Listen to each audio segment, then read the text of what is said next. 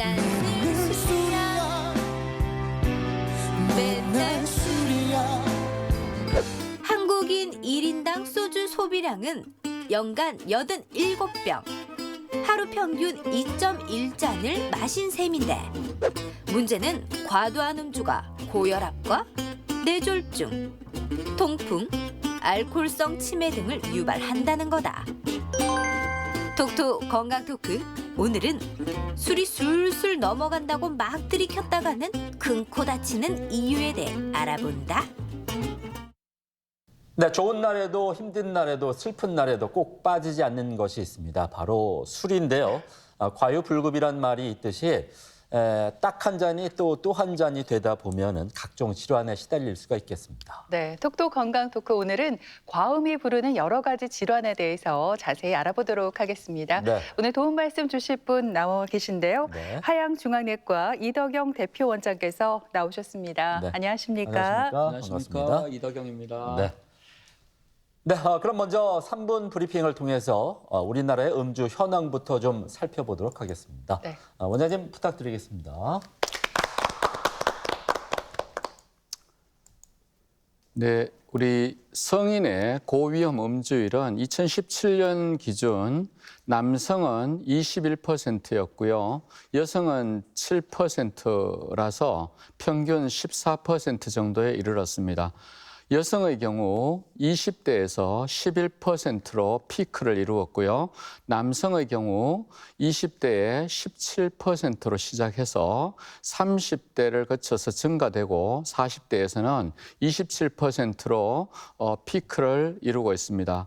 여기서 고위험 음주율이란 1회 평균 음주량이 남성의 경우 7잔, 여성의 경우 5잔을 넘었으며 주 2회 이상 음주하는 경우를 일컫습니다.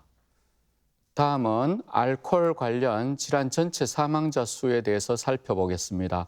알코올은 담배 속의 비소, 카드뮴과 같이 WHO 산하 국제암연구소가 지정한 1급 발암 물질이며 중독 물질로서 음주 관련 사망자 수는 매일 13명에 이르고 있습니다. 알코올 관련 전체 사망자 수는 2017년 남성의 경우 4,200명, 여성의 경우 600명에 이르러 전체 4,800명이 사망한 것으로 되어 있습니다. 알코올 관련 사망자 수는 한창 일할 나이인 40대에 급증하고 50대에 피크를 이루고 있습니다.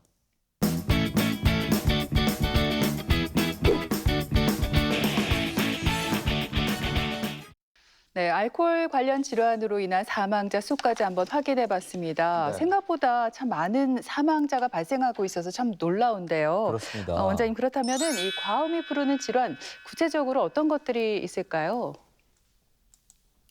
네, 알코올이 신체에 미치는 영향을 살펴보겠습니다.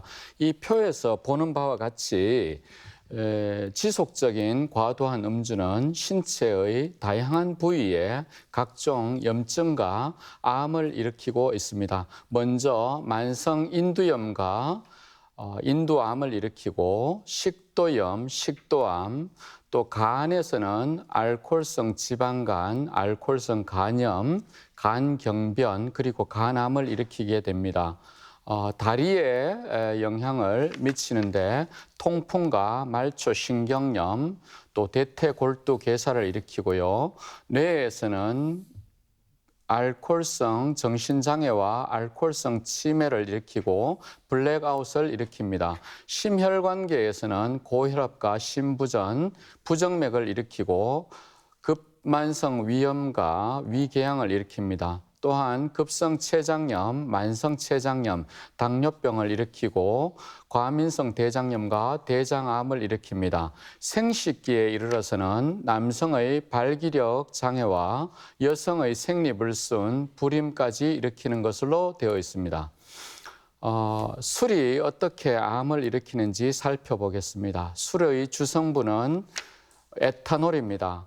술의 종류와 상관없이 이 에탄올을 얼마나 많이 또 얼마나 자주 섭취하는가에 따라 암 발생 위험은 달라집니다. 에탄올이 몸속에서 흡수 분해될 때 아세트알데히드를 생성하는데 이는 음주 후에 두통을 비롯한 여러 숙취 증상의 주요 원인이기도 합니다. 또한 아세트알데히드는 암을 일으키는 독성 물질로 분류되고 있습니다. 이 아세트알데히드는 술의 도수, 즉 에탄올의 양에 따라서 다르게 생성되는데 같은 양의 에탄올을 섭취하더라도 몸에서 알코올을 분해하는 효소의 능력에 따라서 아세트알데히드가 다르게 생성되는 것으로 분류되고 있습니다. 즉 술을 마셨을 때 얼굴이 쉽게 붉어지거나 치기에 오르는 사람들은 술을 분해하는 알코올 분해 효소가 부족한 사람들이고 이런 경우에 아세트알데히드가 생성이 많이 됨으로써 암 발생을 쉽게 일으키는 것으로 되어 있습니다. 간암은 알코올이 일으키는 대표적인 암입니다. 우리가 알코올 분해 능에 맞지 않게 술을 과도하게 지속적으로 섭취하는 경우 알코올이 지방 형태로 간에 축적되는데 이런 상태를 우리가 지방간이라고 일컫습니다. 이 단계가 넘어가면 간세포가 파괴되고 간에 염증이 생기는데 이런 단계를 우리가 알코올성 간염으로 부릅니다. 이 단계가 넘어가면 간이 딱딱하게 변하는데 이런 단계를 간경변증이라고 합니다. 이런 간경변증 환자는 1년에 약 2% 이내에서 간암이 생길 수가 있습니다. 알코올을 섭취하는 경우 여성 호르몬인 에스트로겐 농도가 증가되는데 이렇게 해서 유방암 발생이 되는 것으로 알려져 있습니다. 유방의 크기나 위치가 변하는 경우, 유두의 위치가 달라지는 경우, 또한 유방에 움푹 들어간 부분이 생기거나 유방의 망아리가 만져지는 경우, 또한 유방과 유두의 피부 색깔이 변하는 경우, 유두에서 분비물이 분비되는 경우, 이런 경우에 우리가 유방암을 의심하게 됩니다. 2011년 미국 하버드대 연구 결과에 따르면 일주일에 포도주를 넉 잔 이상 마시는 여성은 유방암의 위험이 15% 높아지는 것으로 나타났습니다. 유전자에 상관없이 술은 대장암의 발병 위험을 높이는데 아세트알데히드가 많이 생기는 경우 대장암 발생이 흔히 이루어집니다. 즉 술을 마셨을 때 얼굴이 빨개지는 사람은 대장암 발생에 주의를 해야 됩니다. 호주 조지 국제보건연구소 레이첼 헉슬리 박사팀의 대장암과 생활 습관에 관한 100여 편의 연구를 종합 분석한 결과 소주 기준으로 일주일에 7잔 이상 마시는 사람은 그렇지 않은 사람에 비해서 대장암의 발병 위험이 60% 높은 것으로 나타났습니다. 술을 마실 때 술과 직접 접촉하는 부위가 식도와 구강, 인후두입니다. 우리가 술을 마실 때 술에 의해서 이들 점막이 직접적으로 자극을 하고 이들 점막에 남아있는 알코올의 발암물질이 지속적으로 자극해서 이들 부위에 암이 잘 생기는 것으로 되어 있습니다. 특히 이들 식도암, 구강암, 인후두암은 알코올의 섭취량에 관계없이 소량의 알코올로도 암을 일으키는 것으로 되어 있어서 특히 주의를 요하는 상태입니다. 우리가 암을 예방할 수 있는 음주 습관에 대해서 살펴보겠습니다. 알코올 도수가 낮은 술 종류를 선택해서 마시는 것이 필요합니다. 우리가 아세트알데히드는 알코올 도수에 비례해서 생성되기 때문에 알코올 도수가 낮은 술 종류를 선택하는 것이 필요합니다. 그리고 공복에 술을 마시는 경우 알코올 흡수가 빨리 일어나고 또 알코올 분해능이 낮아지기 때문에 가급적 식사를 한 후에 배를 채운 상태에서 술을 마시는 것이 좋습니다. 술을 마실 때 물을 자주 마시는 것이 좋습니다. 술을 마실 때 물을 자주 마시는 경우 위와 장 속에서 알코올 농도가 낮아지고 알코올의 흡수는 떨어지게 됩니다. 또한 소변으로 알코올 배출이 많아지기 때문에 술을 마실 때 물을 자주 마시는 것이 필요합니다. 또한 술을 마시고 양치를 하지 않고 잠을 자는 경우 식도와 구강 또 인후두부의 점막에 알코올과 알코올의 발암 물질이 남아서 지속적으로 자극을 하기 때문에 꼭 양치질을 하는 것이 필요합니다. 술을 마실 때에 담배를 피우는 경우 담배 속의 발암 물질이 더 잘 흡수가 되기 때문에 술 마시면서 담배를 피우는 경우는 절대로 피하는 것이 좋습니다.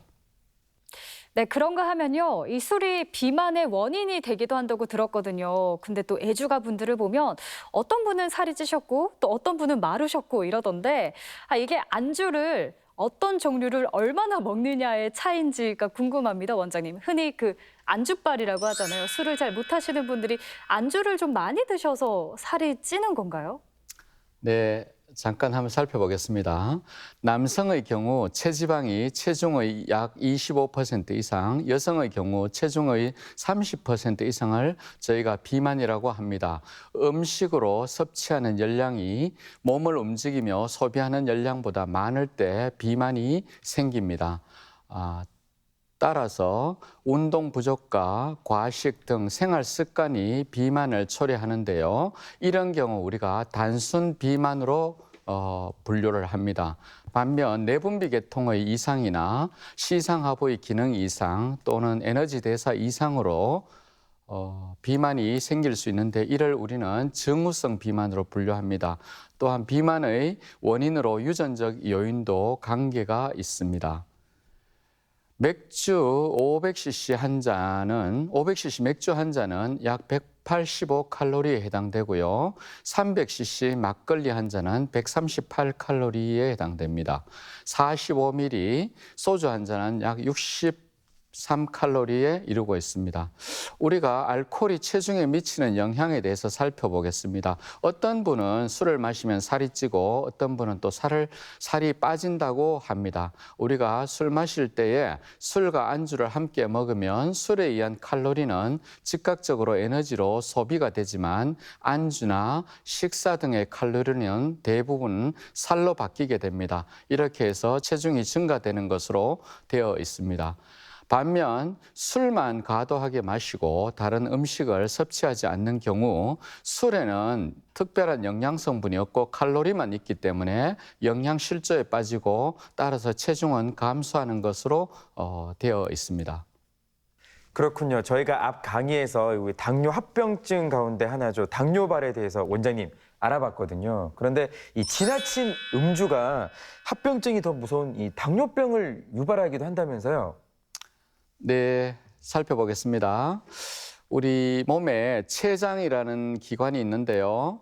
이 췌장에서 췌장의 베타세포에서 인슐린이라는 호르몬이 분비되고 이 인슐린이 분비가 부족하거나 인슐린이 기능을 제대로 하지 못하는 경우에 당뇨병이 생깁니다.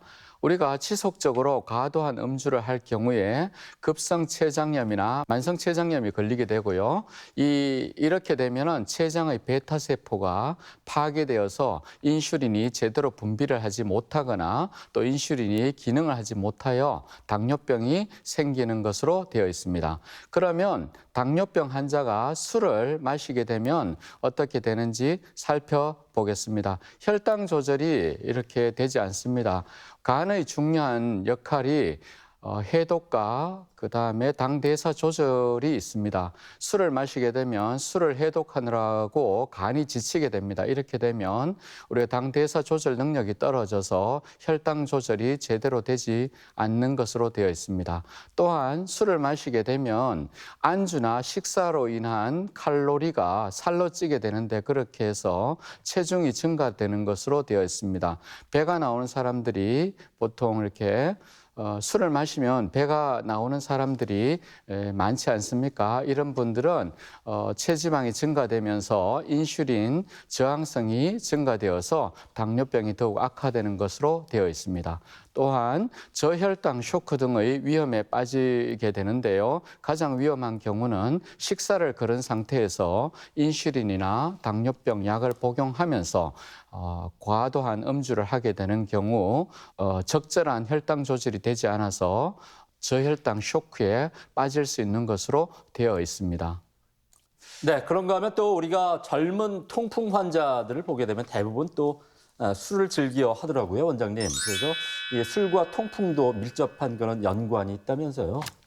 네, 다음은 통풍에 대해서 살펴보겠습니다. 몸에 우리가 대사 이상으로 과도한 요산이 생성되고 특히 관절에 침착된 요산 결절 때문에 심각한 통증이 나타나는 질환이 통풍입니다. 우리가 여름철 폭염에 지친 저녁에 치킨과 함께 마시는 시원한 맥주는 우리가 한국인들이 사랑하는 술입니다. 맥주는 알코올 농도가 4.5%로 100g당 약 12칼로리의 열량이 있고요.